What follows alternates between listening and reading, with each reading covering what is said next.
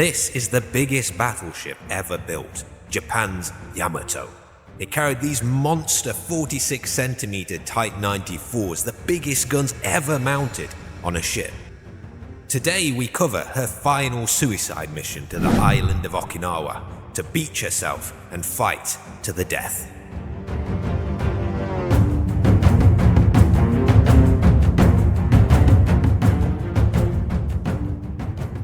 Japan was desperate after World War I to become a major naval power. Initially, they wanted to remain allied with the West, so they signed the Washington Naval Treaty in 1922, which limited ships to 35,000 tons and 16-inch guns. Kind of rhymed as well. You see, the treaty was designed to prevent an arms race, but unfairly for Japan, for every 100 ships the US built, Japan could only build 60. So Japan made a plan to concentrate their force. They figured, why not leave the treaty, build our ships twice as big, and the Americans can't compete because they need their ships to fit through the Panama Canal. In other words, Japan is desirous to have a new deal in the naval matters on a much more reasonable basis than heretofore.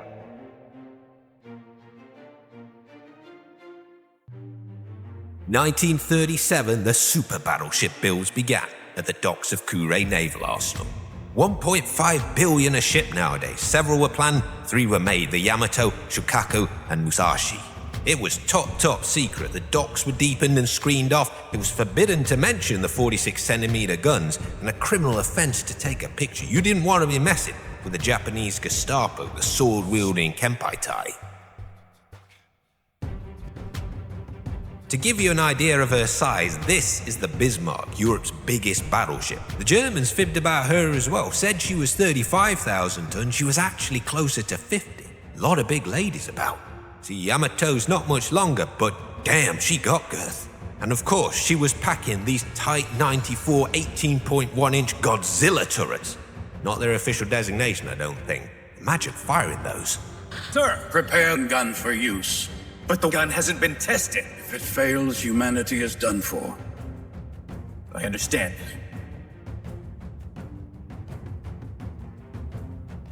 Brace for the flash and recoil. Fire!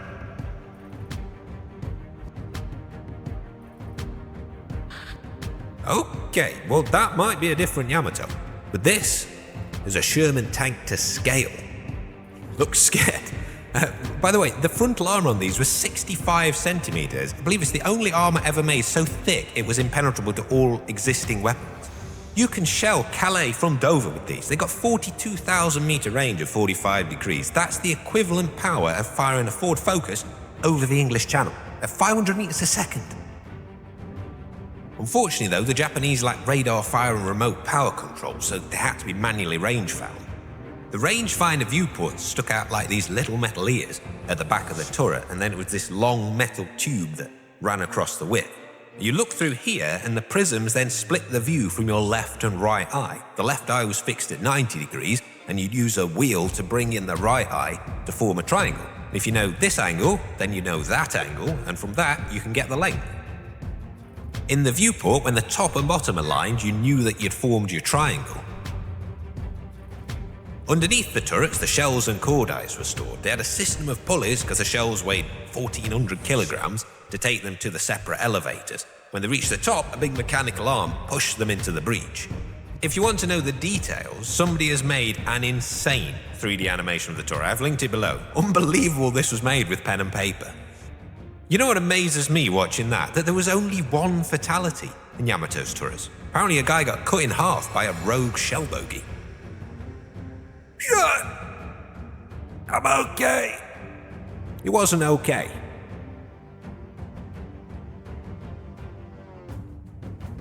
Yamato fired these Type 91 armor-piercing shells for surface combat, up to 50 centimeter armor penetration.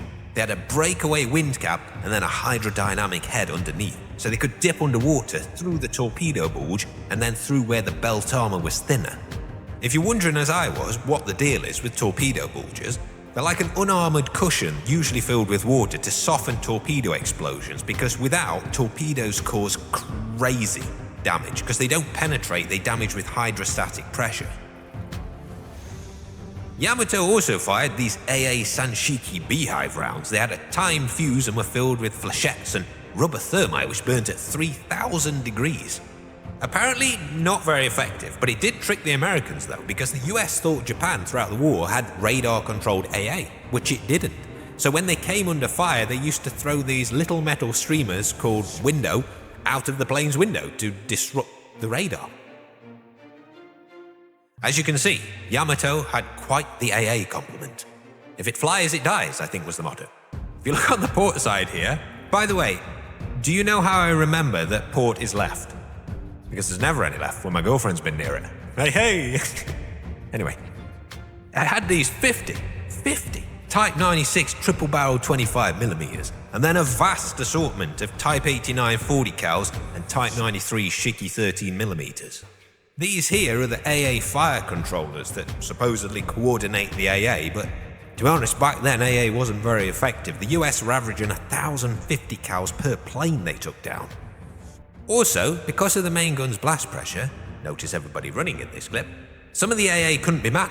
For reference, a blast pressure of 1 kilogram per centimeter squared will tear your clothes off and knock you out. Sounds like a fun time. But a 3-barrel salvo produced 20 times that. You had to be 50 meters from the guns.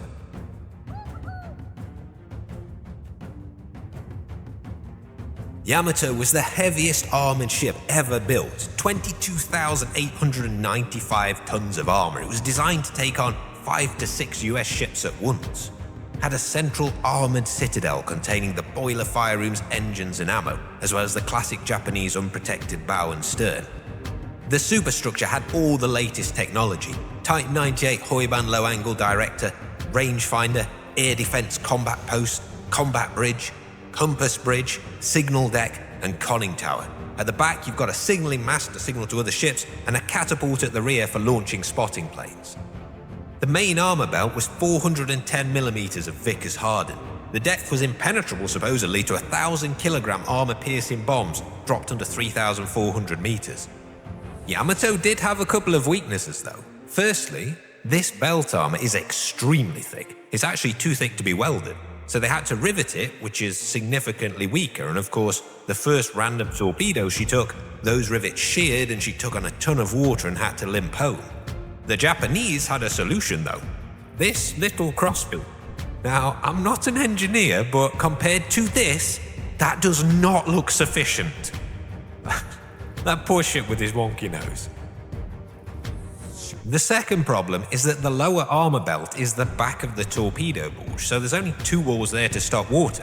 Now that might have been okay, but the Japanese didn't fill Yamato's bulges with water, and the bulkheads behind were very rigid, so often the torpedo blasts would just bend the armor around them, letting water in.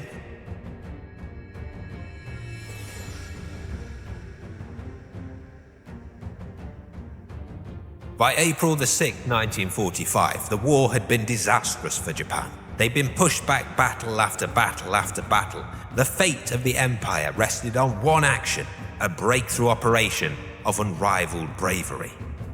The Americans had just invaded Okinawa, a crucial Japanese stronghold. Yamato was to go on a one-way mission, exact maximum punishment on the Americans, beach itself and fight until destroyed.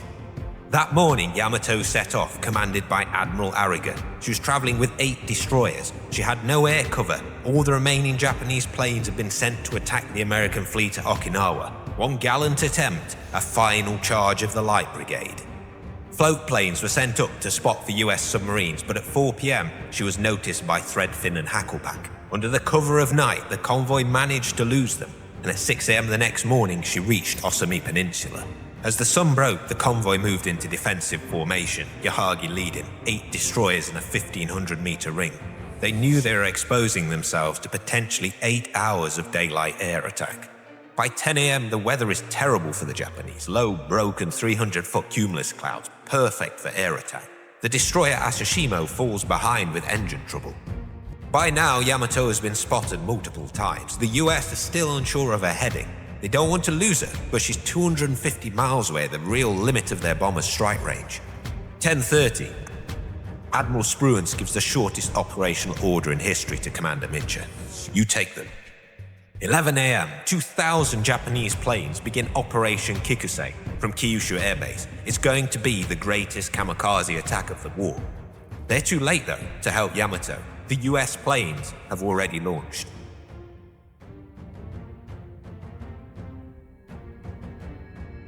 The planes the US had launched were Curtiss Helldivers, Vought Corsairs, the Whistling Death, and Hellcats as fighter support. They also sent the Turkey, the Avenger torpedo bomber. Bit of a fat boy, had to be catapulted off the ships. Also, you wanted to be the pilot because apparently there wasn't space for the radio operator and gunner to have a parachute. George Bush Sr. had one. He actually had 3. He called them all Barbara after his wife. After having to crash land one, he nearly got eaten by Japanese cannibals, but that's another story. The Avengers dropped these 1-ton Mark 13 Mod 9 torpedoes. Unlike the Japanese, the Americans had trouble keeping their torpedoes running straight. The submarine version of this, the Mark 14, used to sometimes run in a circle and blow up the submarine that fired it. They had to put this plywood box-tail stabilizer and pickle barrel drag wing. Crikey, that was a tongue twister on the Mark 13 to keep it stable in the air because it had to enter the water at 26 to 30 degrees. A lot of the torpedoes were set at the wrong running depth for Yamato because they didn't realize how big she was. It should have been 18 to 22 feet, which a radio operator could have set with a screw at the back, but to save weight and fuel for the long flight distance, most of the Avengers only had a pilot. At the front, the torpedoes got a Torpex tip, equivalent to 400 kilograms of TNT. For the first 300 yards, water would run in, turn this impeller so the exploder is gradually armed, and they had a ball switch in them, so if there was a glancing blow, like this, the ball could displace in any direction, closing the contacts and releasing electricity from the condenser, and you've got a very big boom on your hands.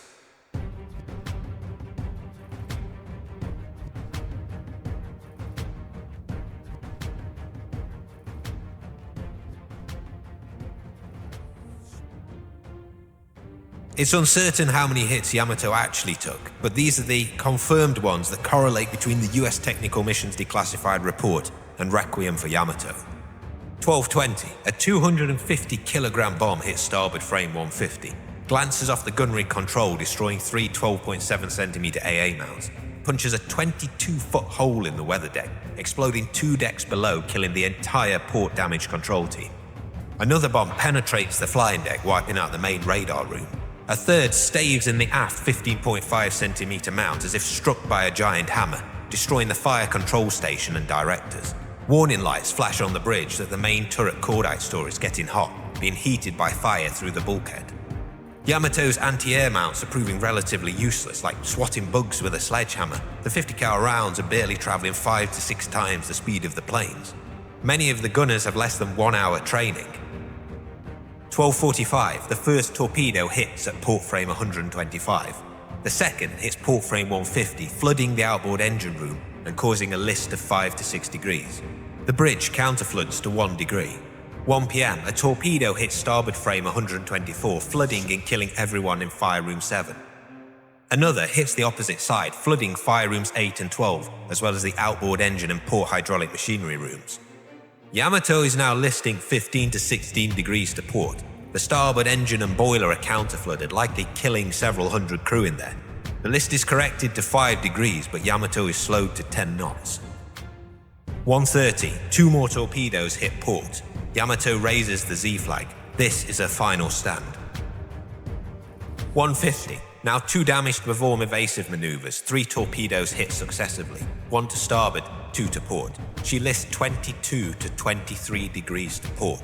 The ship's blisters are now too far above the water to be counterflooded. She pulls a sharp left turn to counteract the list. The Allies begin targeting her rudder and stern. 2 p.m, Admiral Araga gives the order to abandon ship. Gunnery Officer Hattori locks himself in the senior wardroom to protect the Emperor's portrait and prevent it from falling into American hands. 2:18, Admiral Araga ties himself to the compass binnacle. His messenger Tsukamoto puts a cracker in his mouth, a traditional farewell to someone about to die. On the decks below, some of the sailors commit seppuku. Surrender is dishonorable. 2:20 p.m, Yamato finally capsizes with a 120-degree list.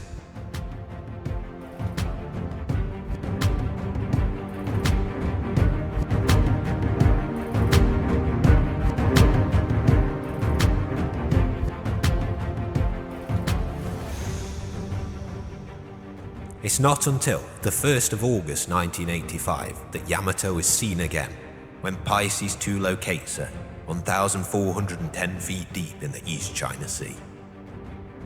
Her final explosion created a 20,000-foot mushroom cloud and was heard 200 kilometers away. Its likely fire reached the ammo in turret 2. Of the crew, 3,000 drowned, many being dragged down by the ship's undertow. Only 280 survived. The US lost 12 airmen.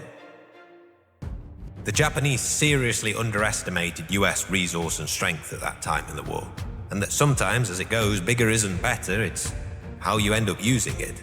Really, she stood no chance without air cover of making it to Okinawa. It's argued the bitter irony is that by attacking Pearl Harbor with carriers in 1941, the Japanese rendered battleships obsolete even before Yamato was delivered, because they showed the whole world that carriers, not massive battleships, ruled the waves. Maybe we'll never see anything like Yamato again.